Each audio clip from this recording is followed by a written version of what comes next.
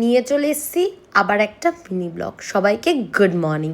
আজকে কিন্তু আমি অনেক সকাল সকাল উঠে, দেখতেই পাচ্ছ আমার ফ্ল্যাট দিয়ে বেরিয়ে আমি যাচ্ছি আজকে একটা দারুণ জায়গায় সব বন্ধুরা মিলে ঘুরতে। সেটা হলো সুন্দরবন। তো আমি যতটা পেরেছি ভিডিওটা দেওয়ার চেষ্টা করেছি, কিন্তু সবটা আমি কমপ্লিট করতে পারিনি। এ কদিন ব্লগও আমি ঠিকঠাক দিতে পারিনি, কজ আমার এই বেড়াতে যাওয়া, এসে একটু হেট্রিক কাজবাজের জন্যে আমি ভিডিওগুলো এডিট করতে পারিনি। আর সত্যি কথা বলতে ওখানে নেটওয়ার্কের এতটাই ইস্যু ছিল যে আমি ঠিক মতন ভিডিও করতে পারিনি। আর মোটামুটি ঠান্ডাও ছিল, আর আমার শরীরটা খারাপ হওয়ার ফলে প্রত্যেকটা জিনিস আমি ব্লগে হয়তো তুলতে পারিনি। কিন্তু বিশ্বাস করো, জায়গাটা খুব সুন্দর ছিল, আমাদের যাওয়ার রাস্তাও খুব ভালো ছিল। কিছু কিছু ভিডিও যেগুলো আমি ক্যাপচার করতে পেরেছি সেগুলো তোমাদের সাথে শেয়ার করছি। আমরা বন্ধুরা মিলে ঘুরতে বেরিয়েছিলাম, সুন্দরবন যাচ্ছিলাম। একটা দারুণ অ্যাটমসফিয়ার ছিল, পুরো গ্রিনারি ছিল ব্যাপারটা, জলে জলেই কেটে গেছে যথারীতি। যাই হোক, আমরা ওখানে রিসর্টে ছিলাম, 2 দিন ছিলাম আমরা। তো আমরা যেই রিসর্টে ছিলাম, রিসর্টগুলো সত্যি কথা বলতে খুব একটা ভালো করে দেখাতে পারিনি, এতটাই টায়ার্ড ছিলাম সারাদিন ঘুরে টুরে আসার পরে, যে সেভাবে যে আমি রিসর্টগুলোর কোনো প্রপার ভিডিও করব বা কিছু, সেরম আমি কিছু পারিনি। আর প্রচুর বন্ধুবান্ধব যাওয়ার ফলে মজাটা বেশি হয়েছে, ভিডিও কম হয়েছে। যে কটা ভিডিও পেরেছি সে কটা করেছি। এই যে আমরা কলকাতা থেকে বেরিয়ে চলে এসেছিলাম এই সুন্দরবন, যেখানে ঘাট আছে, যেখানে তোমাদের লঞ্চে করে মানে বা বোটে করে সবার যেতে হয়। তো আমরা মোটামুটি 30 জন মতন ছিলাম বন্ধুরা। তো আমরা একটা পার্সোনাল মানে লঞ্চই নিয়েছিলাম। তো এই যে ঘাটে আমরা চলে এসেছি, দেখতেই পাচ্ছ অনেকগুলো লঞ্চ দাঁড়িয়ে আছে, এর মধ্যেই আমাদেরও একটা লঞ্চ ছিল।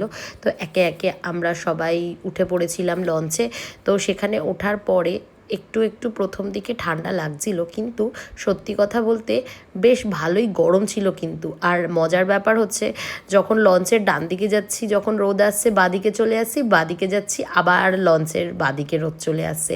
এই করতে করতে আমরা মজা করেই আমাদের দিনটা কেটে গেছে।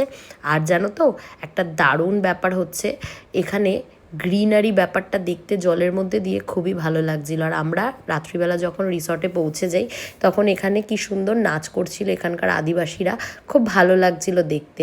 আমরা 2 দিন ছিলাম, 2 দিনই আমরা আলাদা আলাদা রিসর্টে ছিলাম, আর 2 দিনই আমরা এই নাচ আমরা দেখেছি। আর বেশ একটা ভালো মজা করছিলাম আমরা বন্ধুরা সবাই মিলে। তোমরা কারা কারা সুন্দরবন গেছো আমাকে কিন্তু অবশ্যই জানিও। আর আমি ভিডিওটা খুব ভালো করে পোস্ট করতে পারিনি, কজ কোনো ভিডিও আমি মানে ফোনটাকে লম্বা হয়ে করেছি, আবার কোনোটা আবার চওড়া করে করেছি, যার জন্যে একটু প্রবলেম হয়ে গেছে।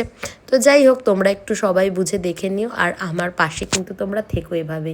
আমার কিন্তু আস্তে আস্তে সাবস্ক্রাইবার বাড়ছে, আর তোমরা যদি এভাবেই আমাকে সাপোর্ট করতে থাকো, তাহলে কিন্তু আমি একটা ভালো জায়গায় পৌঁছাবো। তোমাদের সাপোর্টটা কিন্তু আমার খুব দরকার। আমি এরকম করে করে ছোট ছোট ভিডিও দিতে থাকবো। কোনো ভুল ত্রুটি হলে আমাকে একটু বলো।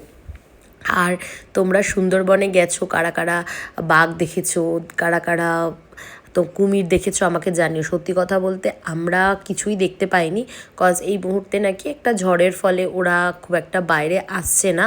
তো সেজন্য আমাদের লাকটা খারাপ ছিল। আমরা শুধু ঘুরেছি আর মজা করেছি, খাওয়া দাওয়া ওখানে বোটেই ছিল সব কিছু।